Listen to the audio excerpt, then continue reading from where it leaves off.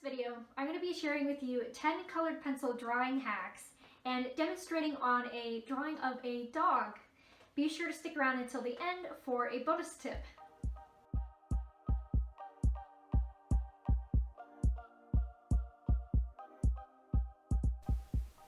Hi everyone.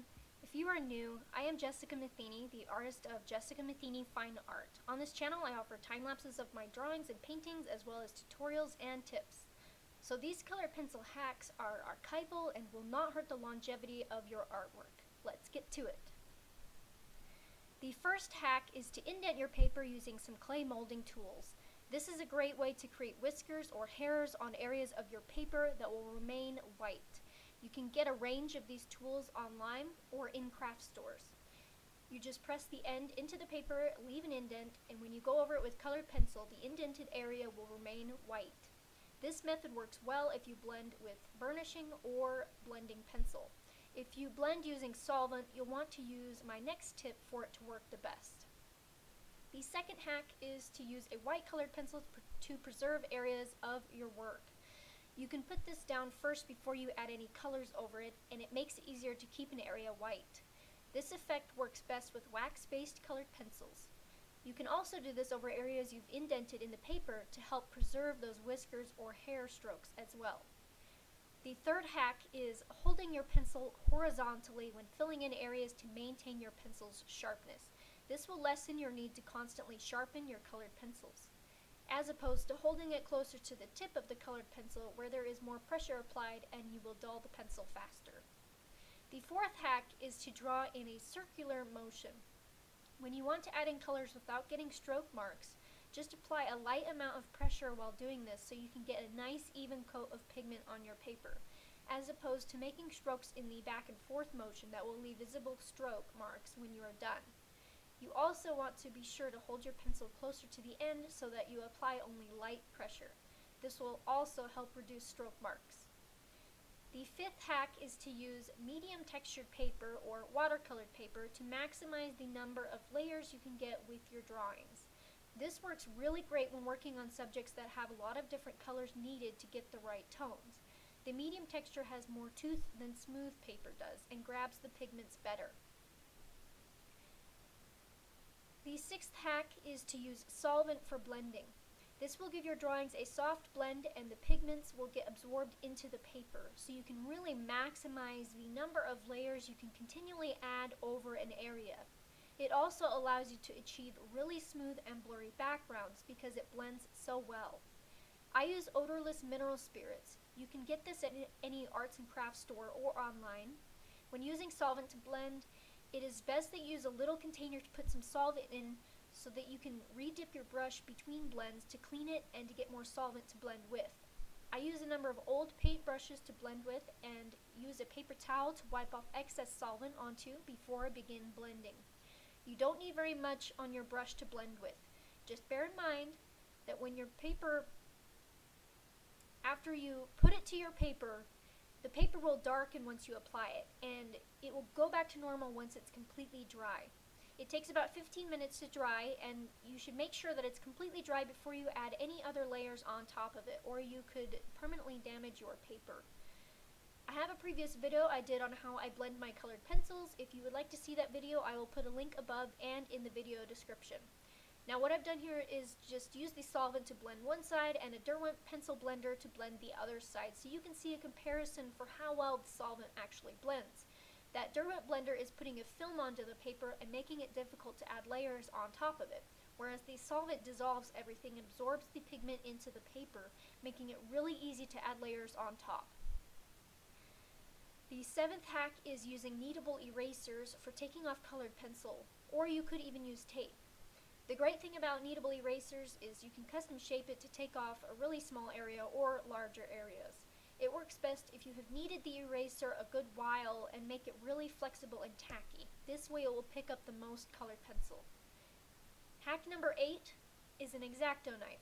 This is a really wonderful tool to use. You can scrape off little areas that you may be messed up on, but it's too small for an eraser.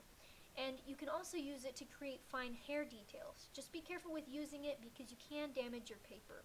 This works best on smooth paper, but also works on medium paper as well. Hack number 9 is to alternate pencil types. If you have multiple colored pencil brands, you may have some that are wax-based or oil-based. If you alternate between a wax-based and oil-based brand, you can even add more layers to your work. This is especially helpful when adding white details on final layers, besides the fact of trying to preserve the white paper initially. I alternate between my Faber-Castell, which are oil-based, and my Luminance, which are wax-based. Hack number 10 is to use the color swatch on a painting or photo editing program on your computer to pick the colors that you will need for your artwork. You can pull up your reference photo and use the dropper tool to extract those colors, create a color swatch, and then find which of your colored pencils match it the closest.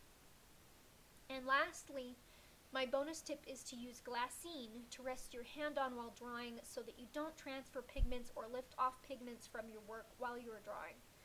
Glassine is acid-free and the best paper to use in preserving your work. It can also be used as protective sheets over your artwork for storing. If you have any clammy hands while you're working on your work, you can modify a piece of glassine to fit around a piece of cardstock, and this way it will not stick to your hand when you go to pull your hand away. Or it's just a neat way to keep reusing the same piece of glassine so you don't have to waste new pieces as they crumple over time. To do this, cut a piece of cardstock to the size you want, and then cut a piece of glassine so that there is extra around the edges. Then cut the corners to make it easy to wrap around the cardstock. Fold it over and secure it with some Scotch tape. Now you can watch me draw this border collie and demonstrate some of the hacks I have mentioned in this video.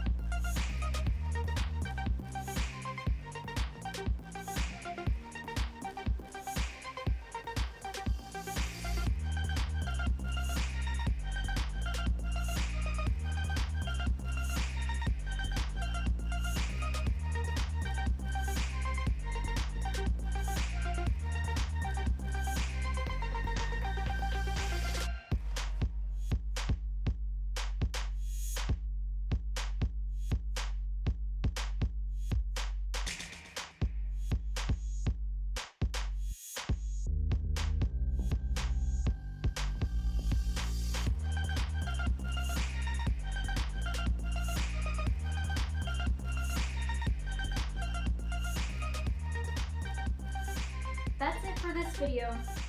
If you like this video, go ahead and give it a thumbs up and subscribe. And if you would like to see more colored pencil drawing hacks, go ahead and drop a comment and let me know if you'd like to see any more. I do have some more ideas in mind for another video.